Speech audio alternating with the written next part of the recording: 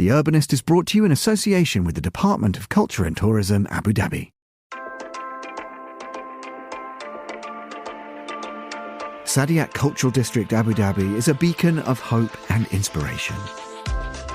A catalyst to spark growth and collaboration with museums and experiences, where art and science and nature and technology coexist.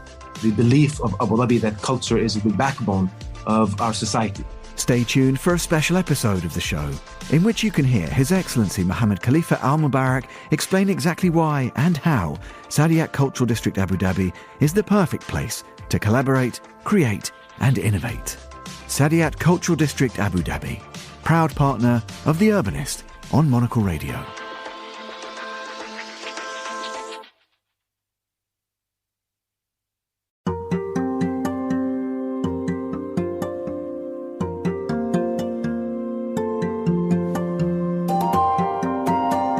The idea of a historic wooden roller coaster might seem terrifying to many, not just because of the hair-raising ride, but because of the ageing mechanics and old-fashioned construction methods too. But while lacking the loop-de-loops of its modern successors, Santa Cruz Giant Dipper has just celebrated its 100th birthday and is still going strong. You're listening to Tall Stories, a Monocle production brought to you by the team behind The Urbanist. I'm Andrew Tuck. In this episode, Tom Webb checks out the roller coaster relic to assess its old-school appeal.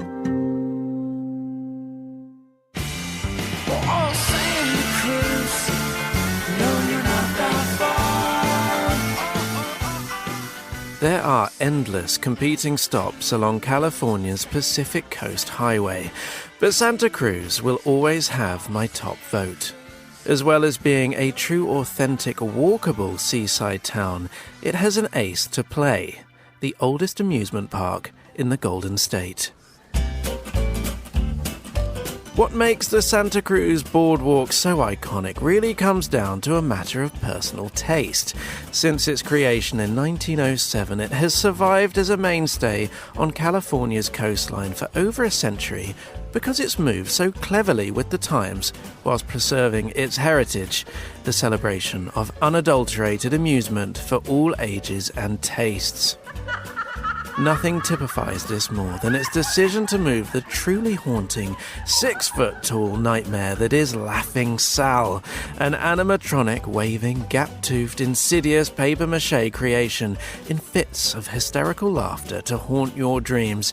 They moved that from the entrance of the park to a little museum celebrating its history. Then there is the modern-day arcade with top-of-the-range 4D machines so you can really feel, taste and experience the zombie guts you've just blasted out of an abandoned hospital wing. But if you're like me, it's the part of the boardwalk that's never changed that is truly its big sell.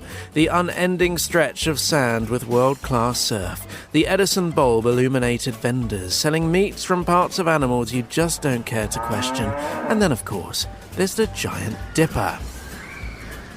Its silhouette rising and falling along the horizon of the ocean like a great, unpredictable Pacific wave, instantly recognizable thanks to Hollywood, from the backdrop of the horror movie Us to the most memorable moments from The Lost Boys.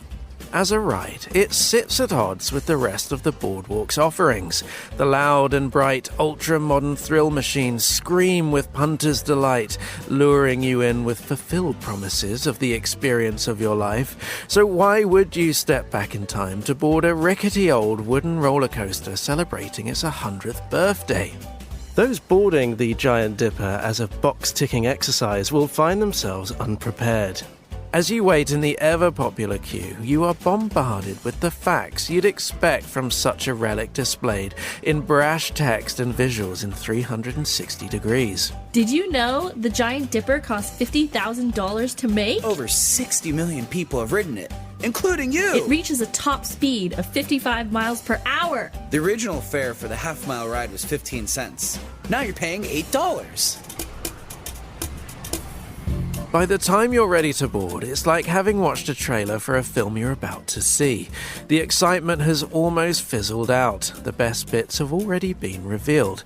Can you up the ante by forcing your way to the front carriage? Despite my attempts, I was shepherded to the very back. The look of disappointment already etched on my bored face must have been intercepted by the grizzled lever operator, handsomely dressed like an old-timey train driver, who growled to me, "Don't worry, my friend. She really knows how to whip you around in the back." I smiled and then instantly felt quite alarmed, as my bony exterior made awkward bedfellows with the hard wooden seats. How could you elevate this level of discomfort? The ride, seemingly visible from all angles of the California coastline, begins its descent by plunging you headfirst into utter darkness, an experience its creator devised to make you feel like you'd fallen into a mine shaft, and boy, is it effective. By the time you're dragged back up into the light, you're begging to be back in the safety of the collapsed mine. Heart racing, confused, bewildered, now climbing horribly slowly, almost vertically, knowing this tyrant of a relic has more tricks up its sleeve for you. And sure enough, for the next 2 minutes, all the air in the world could not sustain the level of screaming and swear words not uttered outside the trenches of World War I, bellowed from the highest points of Santa Cruz. The true force and unpredictable motions designed to make you feel like a ship in a storm, batter and bruise you in a way that makes you question, how can there be this much pleasure in pain? By the time it pulls in and kicks you out, you feel like you'd just had a night of passion with an older, experienced lover, and cannot stand watching it take on a new and naive passenger in your place, about to learn what a true thrill feels like. All the younger rides now bore you to tears as you strain your neck whilst riding them to catch a glimpse of the giant dipper chugging away in the distance. And that's what makes Santa Cruz so iconic. As a place designed to purely delight, if you surrender yourself to it, you might learn something about where you get your kicks. And if there is one place on the whole boardwalk that can do that for everyone, it's the Giant Dipper.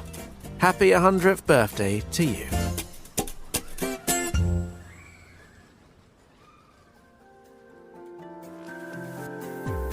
Tall Stories is a Monocle production from the team behind The Urbanist. This episode was written by Tom Webb and produced and edited by David Stevens.